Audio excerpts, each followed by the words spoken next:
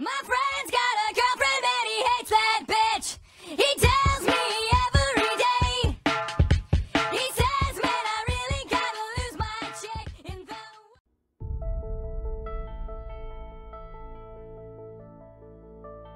Les ovnis. Le sujet passionne et interpelle le monde entier depuis la fin des années 40. Pour certains, il ne s'agit que de mauvaises interprétations de phénomènes météo ou d'engins conçus par l'homme.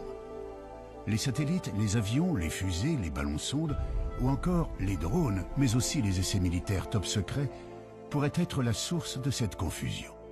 Mais pour d'autres, il s'agit bel et bien d'engins venus d'autres mondes qui nous visiteraient depuis très longtemps.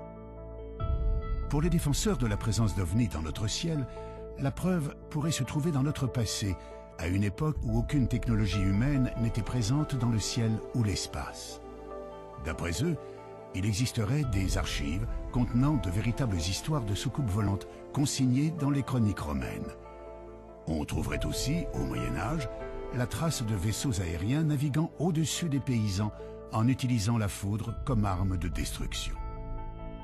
Les chroniques de la Renaissance foisonneraient de rapports faisant état de fabuleuses apparitions dans le ciel. Des apparitions, pour certaines, clairement semblables aux observations modernes d'OVNI.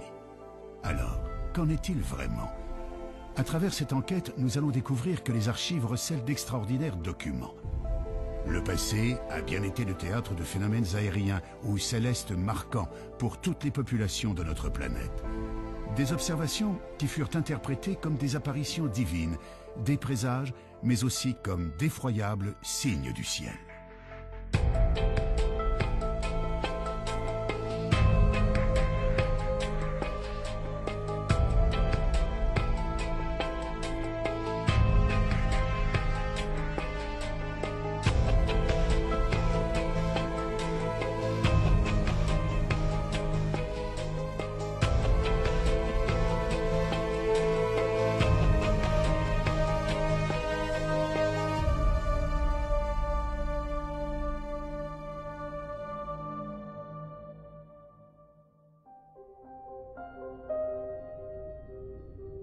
D'après les astronomes, l'univers compte autant d'étoiles que de grains de sable sur notre planète. Certains pensent qu'il y a probablement des millions de mondes habitables et peut-être des planètes où vivraient des êtres intelligents, voire des civilisations supérieures à la nôtre. Serait-il possible que ces êtres soient déjà venus jusqu'à nous? La plupart des spécialistes des ovnis en sont convaincus. L'un d'entre eux, le journaliste Jean-Claude Bourret, est un précurseur dans ce domaine. Depuis maintenant près de 40 ans, il enquête d'une manière rigoureuse sur le sujet. Même s'il a pu étudier des centaines de dossiers concernant les ovnis, il n'a jamais été le témoin direct d'une observation. Je me suis trouvé confronté à un objet volant non identifié par l'intermédiaire d'une dépêche de l'agence France Presse, qui est l'une des 4 grandes agences de presse internationales, en 1973. Cette AFP racontait l'affaire de Turin. Sur l'aéroport de Turin, le radar civil et le radar militaire avaient détecté un objet volant non identifié en plein jour. Cet ovni avait été photographié par un photographe de presse professionnel, avait été observé par 3 équipages d'avion, poursuivi par un équipage d'avion et photographié par ce photographe de presse professionnel qui était là tout à fait par hasard et qui a vu l'ovni, l'a photographié et qui a vu l'OVNI avec des milliers d'autres témoins. Donc je me suis dit, mais là on a un cas absolument extraordinaire qui est toujours inexpliqué aujourd'hui. Voilà comment je me suis intéressé aux ovnis. Des témoignages, des photographies ou des vidéos, il en existe aujourd'hui des milliers. Mais quelle que soit l'affaire, le doute persiste toujours. Et pour cause. De nos jours, les logiciels informatiques permettent quasiment tous les trucages en photographie et en vidéo.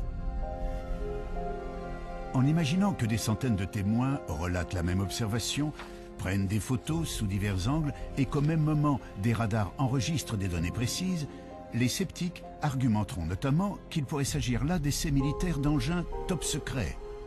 Dans ces conditions, il paraît presque impossible d'obtenir un jour la preuve irréfutable de la présence d'engins extraterrestres dans notre ciel. Pourtant, au milieu des années 1960, quelques passionnés d'OVNI se sont mis à étudier les textes anciens. Scruter le ciel du passé à une époque où aucun engin aérien construit par l'homme ne parcourait le ciel. Pourrait-on trouver des descriptions d'OVNI dans les chroniques romaines ou médiévales? Évidemment, plus on remonte dans l'histoire des hommes, à des époques où la technologie moderne n'existait pas, il n'y avait pas d'avion, il n'y avait pas de ballon il n'y avait pas de satellite artificiel. Quand les gens font des descriptions d'objets volants non identifiés, qu'ils n'appellent pas évidemment ovnis à l'époque, mais les signes mystérieux ou épouvantables ou effrayants vus dans le ciel, là on est bien obligé de dire qu'est-ce qu'ils ont vu. Quand on voit Pline le Jeune, qui au IIe siècle voit arriver au-dessus d'un champ de bataille en plein jour ce qu'il appelle un bouclier ardent, c'est-à-dire un bouclier qui brûle, et on voit bien ce que c'est qu'un bouclier, hein, c'est quelque chose de rond comme ça. Le champ de bataille s'arrête instantanément parce que c'est un signe du ciel. Chaque camp dit « Ah ben Dieu est avec nous puisqu'il nous envoie un signe ». Et puis le bouclier reprend sa course et chacun commence à continuer à sortir son épée et à tailler l'autre en pièces en disant « Dieu est avec nous ». Alors c'est quoi au IIe siècle après Jésus-Christ? C'est un satellite artificiel? C'est un ballon sonde? C'est un hélicoptère? C'est les phares d'atterrissage d'un avion? Et on se rend compte que toute l'histoire des hommes est jalonnée par des signes mystérieux, extraordinaires, qui pour moi sont la preuve que nos ancêtres, évidemment aussi, ont vu des objets volants non identifiés. On parle d'objets volants, de phénomènes aériens. Ce qui peut surprendre, c'est qu'à notre époque, une grande partie de la population associe ces apparitions à des visiteurs extraterrestres et non pas aux dieux ou à des manifestations diaboliques comme ce fut le cas dans le passé. Si l'homme d'aujourd'hui pense à des visiteurs venus d'ailleurs, c'est que notre connaissance de l'univers a beaucoup changé. Il y a 140 milliards de soleils dans notre galaxie. On le sait maintenant. Avant, on disait entre 100 et 200 milliards. Maintenant, avec les télescopes qu'on a lancés, on sait qu'il y a 140 milliards. Et on sait depuis 1994 que pratiquement chaque étoile entraîne un cortège de planètes qui tournent autour d'elle. Donc on sait que dans notre galaxie, il y a probablement 1000 à 2000 milliards de planètes. Donc même si vous prenez une hypothèse faible en imaginant que la vie ne peut naître que sur une planète sur 100, une planète sur 1000, une planète sur 1 million, une planète sur 1 milliard, ça fait encore des centaines, des milliers, des dizaines de milliers de planètes habitées dans notre galaxie. Et il y a un nombre infini de galaxies. Donc, j'ai la certitude que nous ne sommes pas seuls dans l'univers. J'ai la certitude que dans l'échelle des intelligences, nous sommes au bas de l'échelle. Nous sommes des primates, nous sommes des primitifs, nous sommes des singes à peine évolués. Et une civilisation qui aurait ne serait-ce que 1000 ans ou 2000 ans d'avance, qui n'est rien, parce qu'il peut y avoir des civilisations qui ont des milliards d'avance par rapport à nous, elle se manifesterait à nous sous une forme magique. Une forme magique, comme une lumière étrange, une apparition prodigieuse. Parmi les nombreuses vidéos d'OVNI, il en existe quelques-unes dont la source a pu être vérifiée, comme celle que vous allez découvrir. Nous sommes en septembre 2012. En cette fin d'après-midi, une équipe de tournage s'affaire à filmer à Zutphen, en Moselle, les évolutions de parapente et de paramoteurs dans le ciel. Vers 18 h, le caméraman, équipé d'un matériel haute définition, va enregistrer des images pour le moins étonnantes.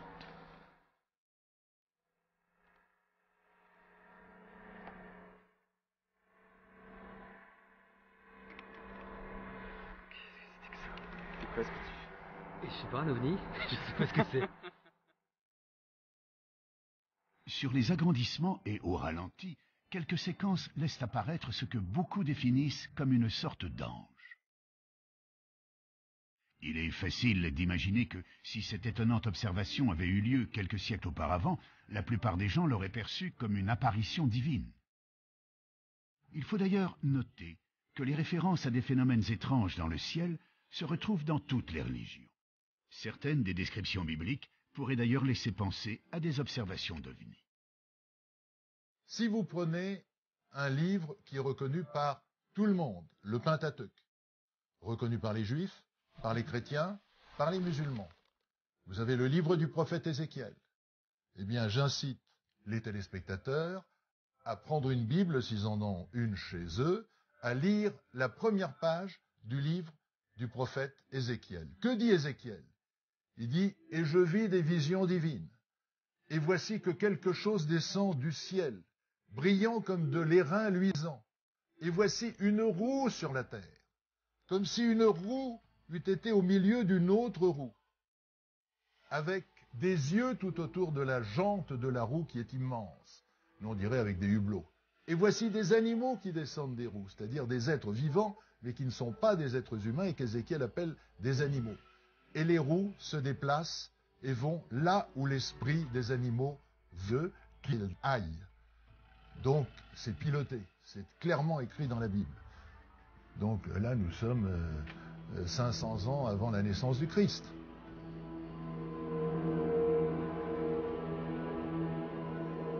D'autres sources nous parlent de phénomènes célestes ou atmosphériques étonnants observés dans l'Antiquité, notamment dans les écrits d'un certain Julius Obsequens, auteur du Livre des Prodiges. Cet ouvrage réunit des faits étranges relevés de l'an 249 à l'an 12 avant Jésus-Christ. On y trouve toutes sortes d'événements marquants, brièvement résumés et, notamment, des observations curieuses dans le ciel dont voici quelques exemples. Près de Spolète, un globe de feu de couleur d'or tomba en tournoyant sur la terre. Ayant ensuite augmenté de volume, il s'éleva dans les airs et, porté vers l'Orient, il couvrit l'étendue du soleil. On vit à Tarquinium une torche ardente sillonner l'étendue et tomber soudain. Au coucher du soleil, un corps semblable à un bouclier ardent fut aperçu, se dirigeant de l'Occident vers l'Orient. On vit comme des armes et des javelots s'élever de terre avec un grand bruit et se diriger vers le ciel. Comment expliquer ces mystérieuses observations relevées par plusieurs chroniqueurs romains? Yanis Delianis, historien, diplômé d'une maîtrise en archéologie à l'université de la Sorbonne, étudie ces textes anciens où les références à des phénomènes célestes ou météorologiques inexpliqués ne sont pas rares. Les Romains nous parlent de poutres enflammées qui traversent le ciel. Ils nous parlent d'apparitions, ils nous parlent de globes de feu qui parfois ont des comportements étranges dans le ciel. On a un exemple chez Julius Obsequens d'une boule qu'il nous dit de couleur dorée qui serait descendue pratiquement au niveau du sol pour ensuite remonter. Ce sont des phénomènes qu'on s'explique mal aujourd'hui, qui pourtant sont rapportés de façon plus ou moins précise. Et malheureusement, on ne sait pas quoi en faire de ces observations, de ces rapports. S'il est possible que certaines de ces descriptions, comme les torches ardentes, les poutres enflammées ou les étoiles chevelues, citées dans les chroniques romaines, peuvent se rattacher à l'observation des météorites ou des comètes, il paraît plus difficile d'expliquer la vision d'une boule dorée se posant puis remontant vers le ciel ou d'un bouclier ardent parcourant l'horizon. Quand on parle d'un bouclier, est-ce qu'on implique que l'objet est lui-même métallique, comme on peut le voir pour certains témoignages de soucoupes volantes? Ça, on est bien embêté pour le dire aujourd'hui, parce que notre compréhension de ces termes-là est assez faible en réalité. On les rapproche d'une morphologie, la morphologie est évidente, Les Romains classifiaient leurs prodiges suivant une typologie morphologique, ils les classifiaient en fonction de la forme, mais qu'est-ce que ça représentait exactement? Là est toute la question. Les boucliers volants de l'Antiquité restent donc une énigme pour les historiens. On peut aussi s'interroger sur un autre fait surprenant de ces écrits vieux de 1800 ans. À leur lecture, on s'aperçoit que leurs auteurs ne cherchent jamais à expliquer l'origine de ces phénomènes, comme si cela les dépassait de très loin. Les Romains voyaient des choses dans le ciel qu'ils ne s'expliquaient pas forcément ou qu'ils tentaient d'expliquer par une rupture de l'équilibre de la nature. Donc ils cherchaient des interprétations. Et c'était peut-être ce qui les intéressait le plus en réalité, plus que le phénomène lui-même ou que sa nature, était de savoir ce qu'il fallait en faire et comment le comprendre, comment comprendre ces signes. C'est d'ailleurs l'un de ces signes qui marquera un tournant radical dans l'histoire de l'humanité. En effet, en l'an 312, Constantin, qui s'apprête à combattre pour le trône impérial de Rome, voit soudainement apparaître dans le ciel d'Italie une croix étrange, entourée d'un cercle. Il croit y reconnaître un symbole chrétien. Pour le futur empereur, c'est bien sûr un message. Alors qu'il ne croyait pas au Dieu des chrétiens, il est désormais persuadé d'être protégé par le Christ.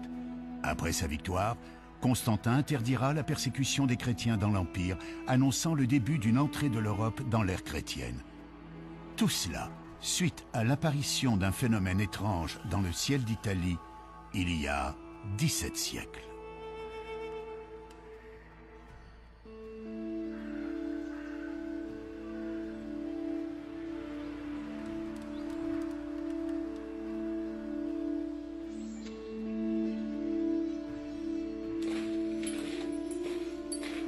Saint-Jacques-des-Arrêts. Ce petit village du Beaujolais est connu pour son église, la seule au monde à abriter un tableau reconnu officiellement comme représentant très clairement des ovnis, une œuvre du peintre Jean Fusaro. C'est celui-ci.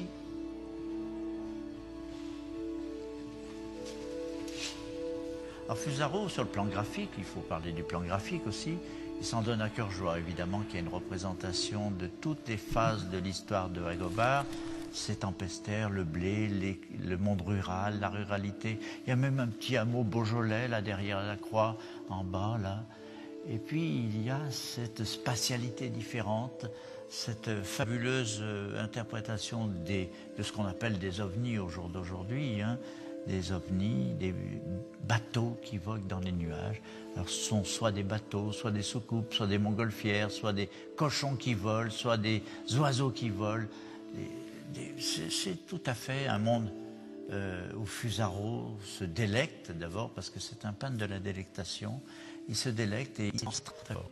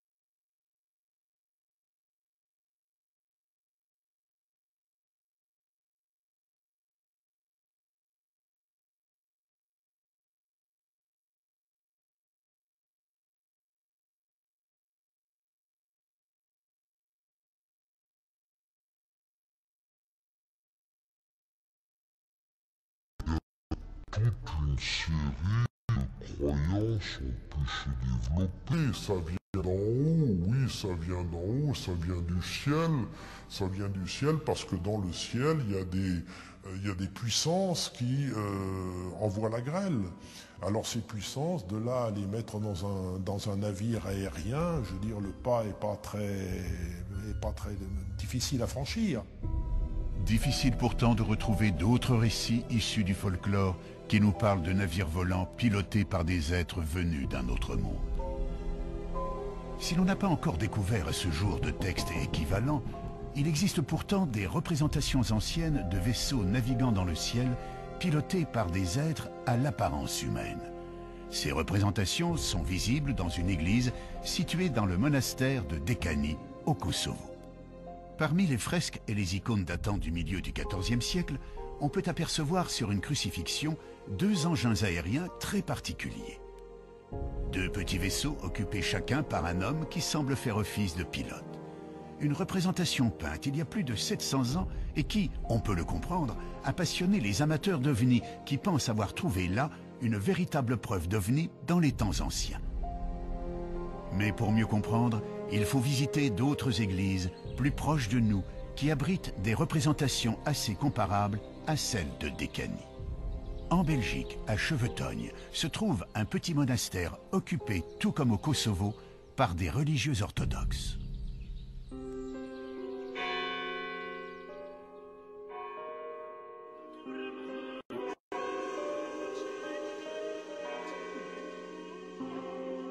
On peut y voir là aussi des fresques représentant des sortes de nefs volantes occupées par des formes humaines. On retrouve également des formes assez similaires aux vaisseaux de Dekani, des peintures représentant des objets aériens semblant parcourir le ciel et dans lesquels on perçoit des visages humains. Se pourrait-il que nous soyons là en présence d'une certaine symbolique religieuse ? Il faut comprendre que dans l'iconographie orthodoxe, on est très sensible au texte biblique. Donc chaque fois quand il y a une image qu'on voit, cette image, on voit au texte biblique. La fresque de Dekani concerne la crucifixion. Si l'on suit les évangiles, il est mentionné à plusieurs reprises que les ténèbres tombèrent sur Jérusalem de midi à 3 heures le jour de la crucifixion. Pour beaucoup, il s'agirait d'une éclipse. C'est donc pour symboliser cette éclipse que les artistes de Dekani ou de Chevetogne auraient fait figurer une lune et un soleil incarnés de chaque côté de la croix. Mais dans l'Église orthodoxe, cette représentation est plutôt rare. On a un cadre, donc il y a des règles strictes pour peindre tel ou tel saint ou telle scène biblique. Et on a des livres où c'est écrit avec beaucoup de précision. Pour telle scène, il faut faire ça, il faut faire ça, il faut faire ça. Donc, s'il y a des icônes ou des fresques où on peut voir, par exemple, des éléments qui nous paraissent bizarres, peut-être il faut se poser la question qui a réalisé cette fresque. Est-ce que c'est un vrai iconographe ou c'est un artiste qui a mis en jeu sa fantaisie?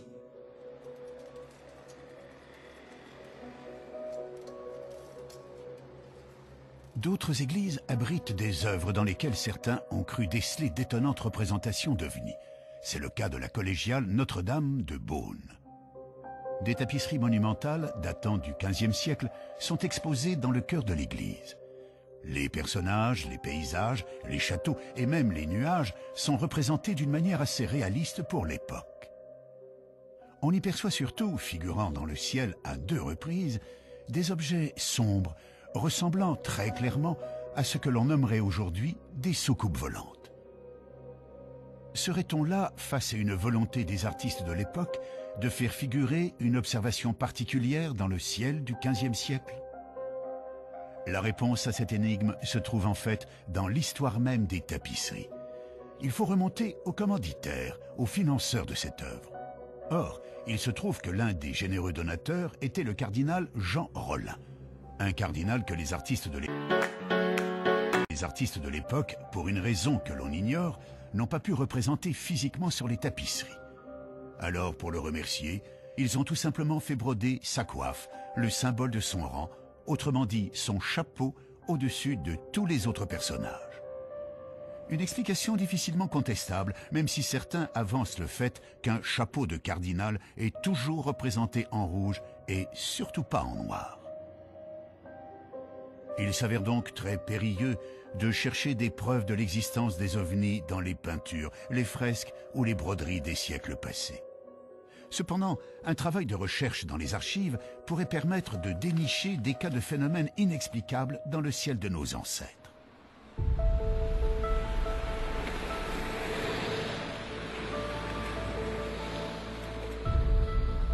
À Paris, au siège de Météo France, on trouve une bibliothèque très riche créée en 1878. On peut y consulter plus de 25 000 ouvrages scientifiques concernant la météorologie, mais aussi les phénomènes extraordinaires qui ont ponctué le ciel du passé.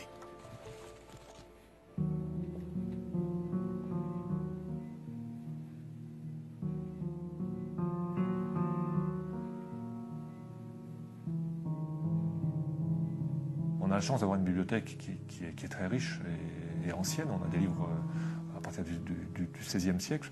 Et donc on peut retracer un peu comme ça toute l'histoire des connaissances sur l'atmosphère. Et on retrouve dans ces livres les premiers, par exemple, les premières observations de gloire qui avaient été faites au XVIe siècle par Bouguer lors d'un voyage en Amérique du Sud pour mesurer le méridien de la Terre.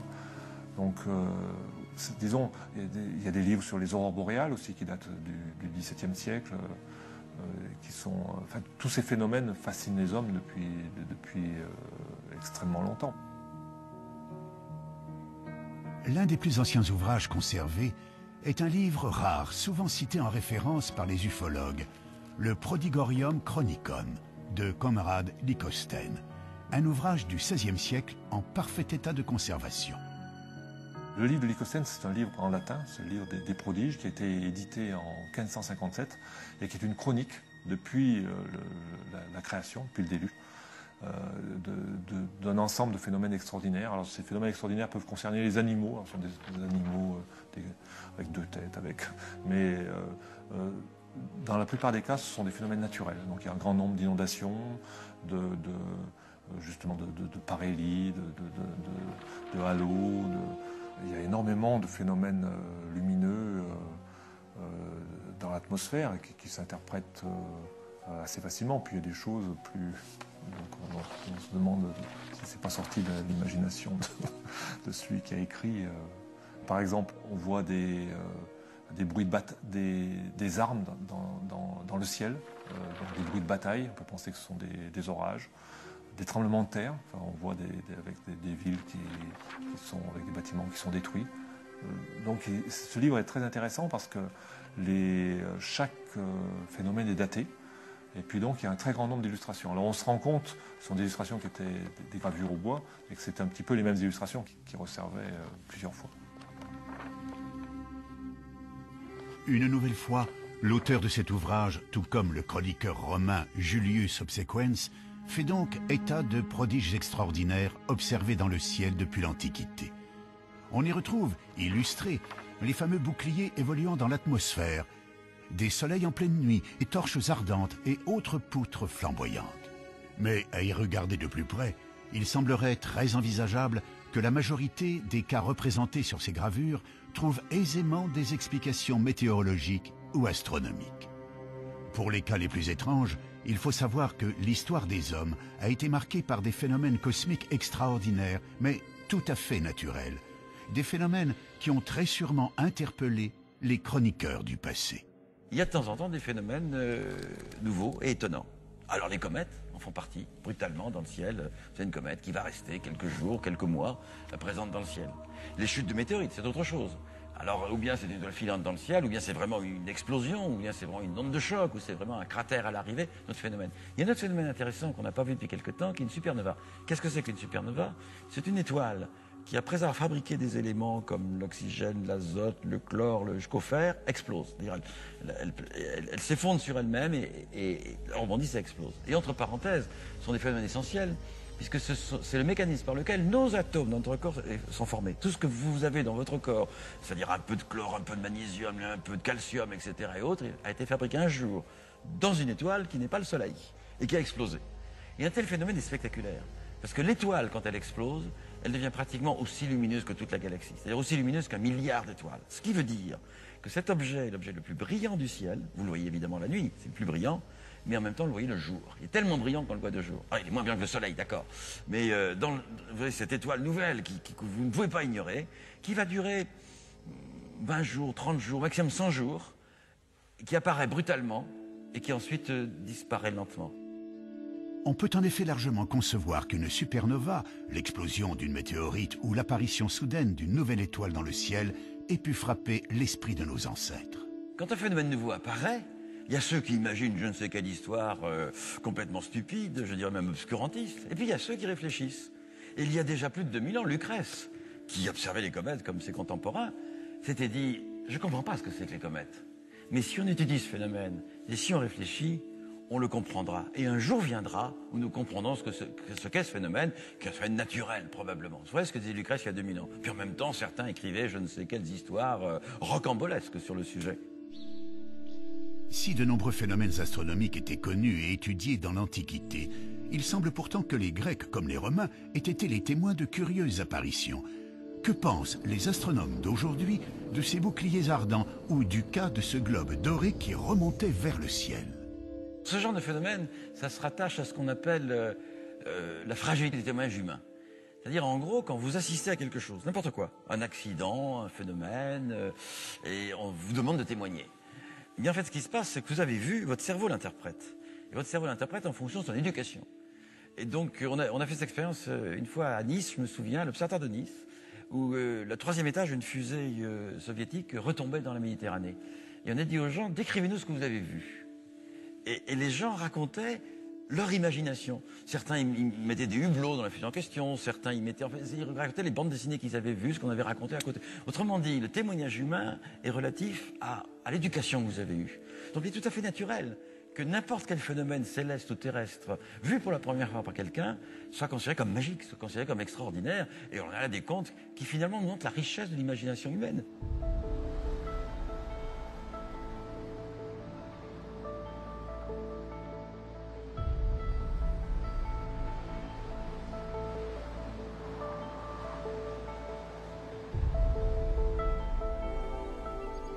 La ville de Nice détient justement un document qui a enflammé l'imagination de nombreux ufologues.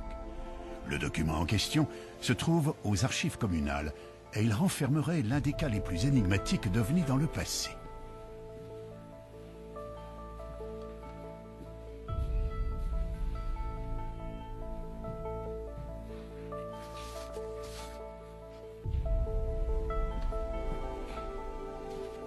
Un petit livret intitulé « Discours des terribles et épouvantables signes apparus sur la mer de Gênes » nous dévoile plusieurs histoires se déroulant en août 1608. Cette année-là, la population aurait été témoin de nombreux prodiges autour de la Méditerranée, notamment en Italie, où les habitants de Gênes furent terrorisés par l'arrivée subite de 3 chars aux carrosses extraordinaires sur le port de la ville. Des chars tirés par des figures de feu, d'où sortaient des hommes dont le corps semblait en partie recouvert d'écailles. Ces hommes sont décrits comme ayant des serpents volants entortillés autour du bras qui sautaient hors de la mer en poussant des cris effroyables. L'auteur nous signale que des gens seraient morts de terreur devant ce spectacle épouvantable et que le seigneur des lieux aurait ordonné qu'on tire plus de 800 coups de canon contre ces incroyables engins qui n'en furent nullement effrayés. Face à un texte de cette nature, il est assez compréhensible que certains puissent y voir une véritable scène de science-fiction en plein XVIIe siècle. Ce document, il apparaît en 1608. Il fait partie de toute cette littérature de prodiges qui est très florissante au XVIIe siècle. Et c'est ce qu'on appelle un canard. Un canard, c'est un petit pamphlet d'environ 8 pages qui relate des événements prodigieux, ce qu'on appelle à l'époque des signes effroyables, des signes épouvantables, suivant les termes utilisés à l'époque. S'il y avait beaucoup de journaux, de canards dans ce genre à l'époque, se pourrait-il qu'il existe d'autres documents, d'autres sources qui fassent mention de cet événement?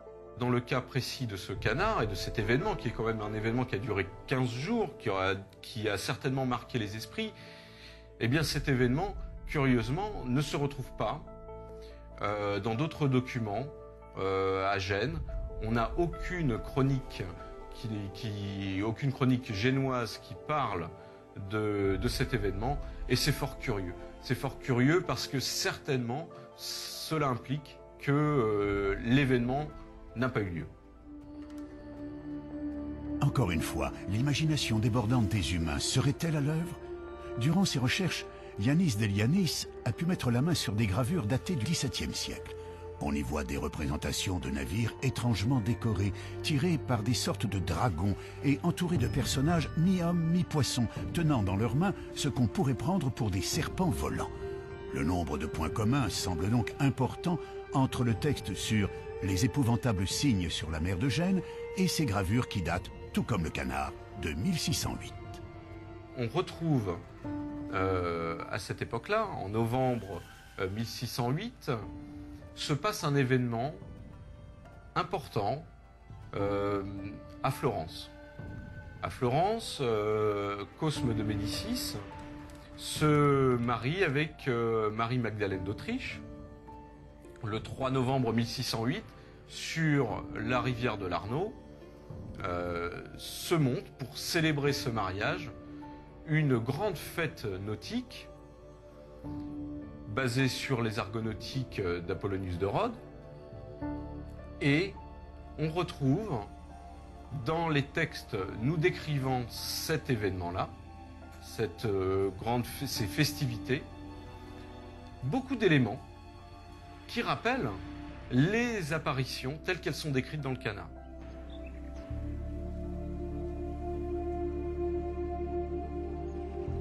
D'après Yanis, le livret en question fut édité en décembre 1608.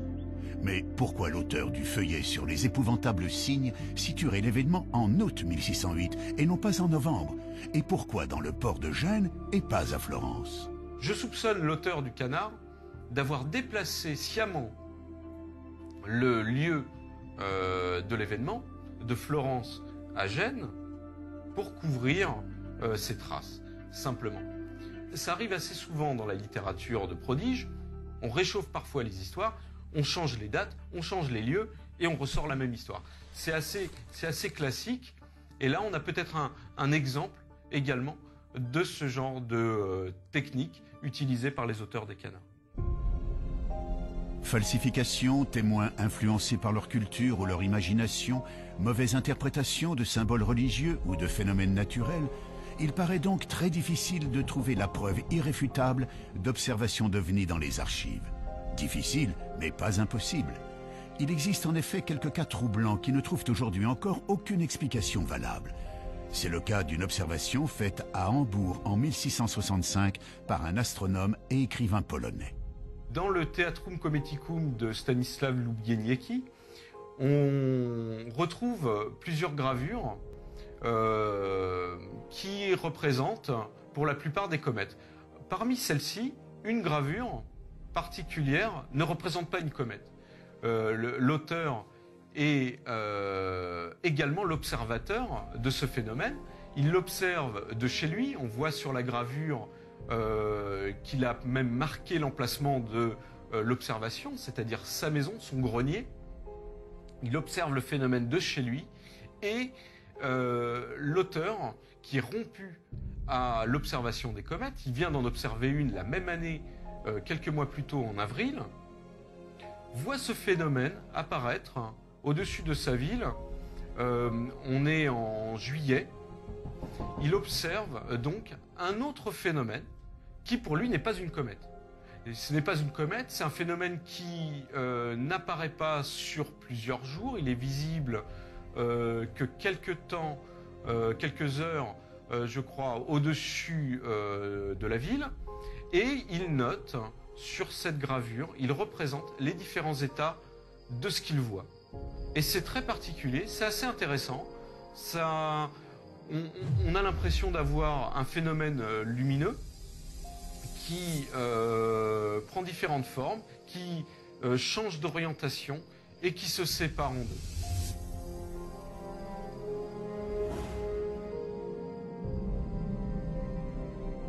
Difficile cette fois de remettre ce témoignage en cause ou d'y trouver une explication naturelle connue.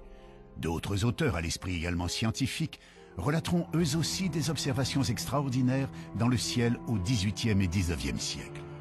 On peut par exemple découvrir dans un traité de météorologie paru en Belgique en 1837 l'étrange spectacle qui eut lieu dans le ciel des Pays-Bas durant l'été 1812. Le 23 août, vers les 9 h du soir, M. Nieuwenhuis, ministre à Utrecht, revenant d'une maison de campagne, aperçut dans le ciel une bande de la largeur de 2 fois le diamètre de la Lune. Au commencement, elle parut formée de quelques traits de feu parallèles, qui allaient en se rapprochant puis se réunissaient. La lumière augmenta par degrés, la bande devint rouge de feu, et le milieu comme le fer incandescent. Et il s'en élança des rayons enflammés, qui à 3 reprises différentes s'épanouirent et se contractèrent en se dirigeant vers le nord. Tout à coup, il en partit un corps semblable à une étoile rouge de feu. En peu d'instants, elle devint grande comme la moitié de la Lune. Sa lumière devint étincelante et presque aussi éclatante que celle du soleil couchant. Ce globe retourna alors dans le milieu de la bande dont il était sorti. Il a ensuite poursuivi sa route au-delà, et son éclat s'affaiblit en raison de la distance. Là encore, ce phénomène observé aux Pays-Bas il y a plus de 200 ans reste une affaire totalement inexpliquée.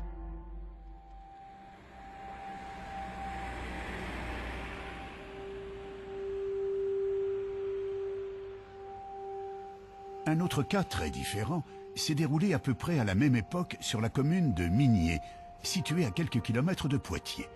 Le 17 décembre 1826, en fin d'après-midi, plus de 2000 personnes étaient réunies pour la plantation d'une nouvelle croix de mission devant l'église.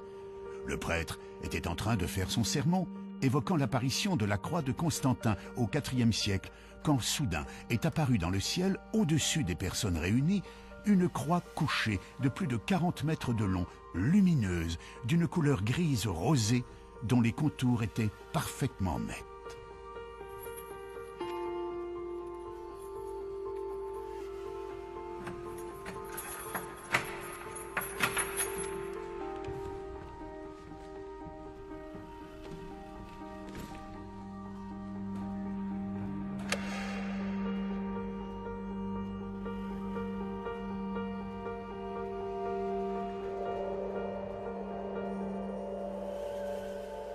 C'est pendant qu'il parlait de cette victoire de la croix que brusquement les gens ont été détournés, ne l'ont plus écouté. Il a essayé de parler plus fort et son confrère a dû intervenir en lui disant « mais cessez de parler de l'apparition à Constantin, regardez ce qui se passe ». Et c'est là qu'il y avait une grande croix lumineuse qui était apparue dans le ciel, mais une croix couchée, sans Christ dessus, une croix lumineuse couchée.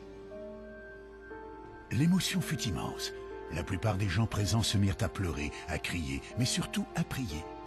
Cette croix gigantesque, située seulement à une 60aine de mètres au-dessus de leur tête, était silencieuse, immobile et surtout d'une netteté parfaite, diront les témoins.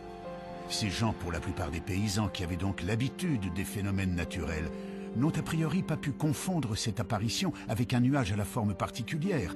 D'ailleurs, les rapports de l'époque font état d'un ciel parfaitement clair ce jour-là. La croix resta en place durant plusieurs dizaines de minutes.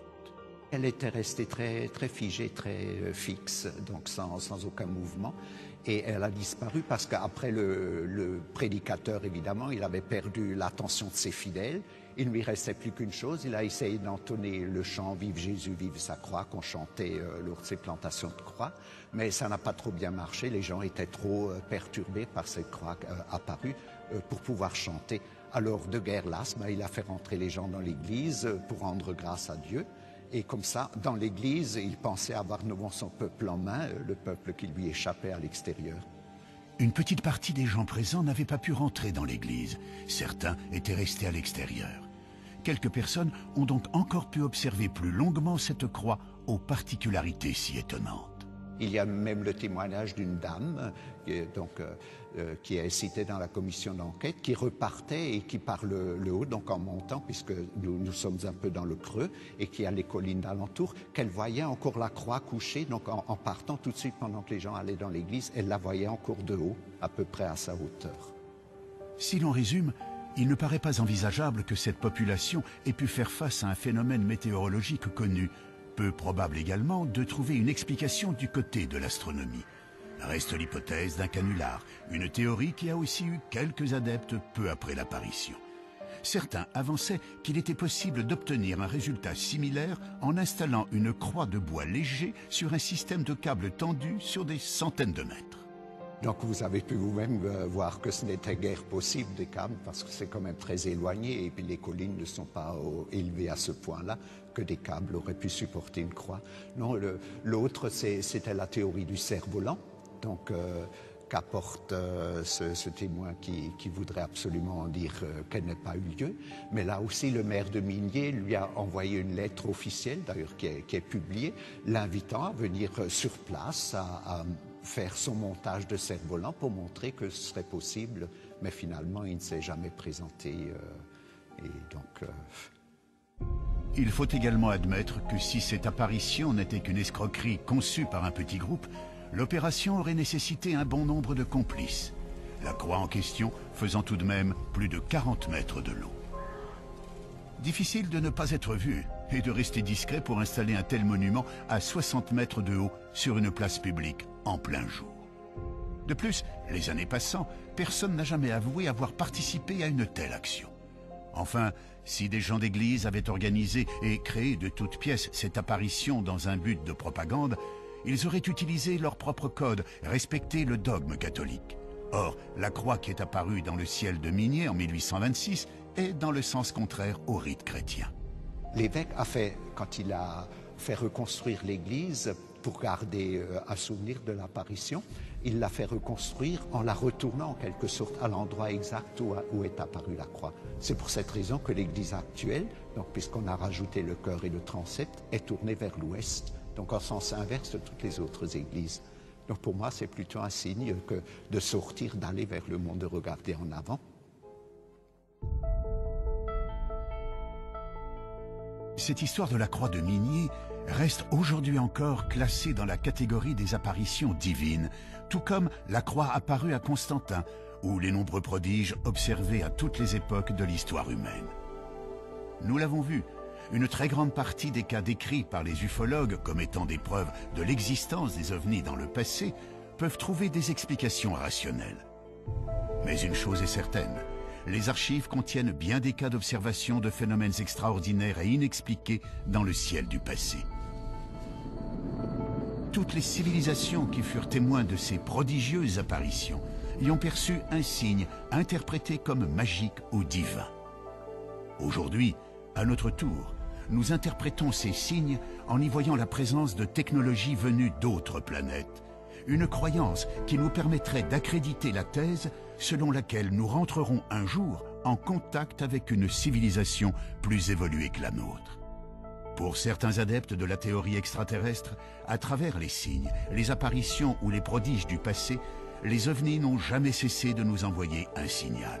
Le signal magique de la présence d'autres civilisations dans l'univers. Mais ces civilisations auraient-elles vraiment un intérêt à communiquer avec nous? Est-ce qu'on communique avec la civilisation des fourmis? Est-ce qu'on communique avec la civilisation des abeilles? Est-ce qu'on communique avec un escargot? Vous imaginez un escargot, il pleut, il sort de sa coquille, il avance comme ça, et puis il y a quelque chose de vertical. Il monte, et c'est un piquet qui tient une glissière de sécurité d'autoroute. Il est au sommet, et puis avec ses deux petites antennes au bout duquel il y a les yeux, il regarde, il voit passer des lumières comme ça. Est-ce qu'il peut savoir ce que c'est qu'une voiture? Est-ce qu'il peut savoir la différence entre un moteur diesel et un moteur essence? Est-ce qu'il peut imaginer que dans ces voitures, il y a un homme avec une carte de crédit, une puce électronique, un code qu'on rentre dans une machine pour retirer de l'argent?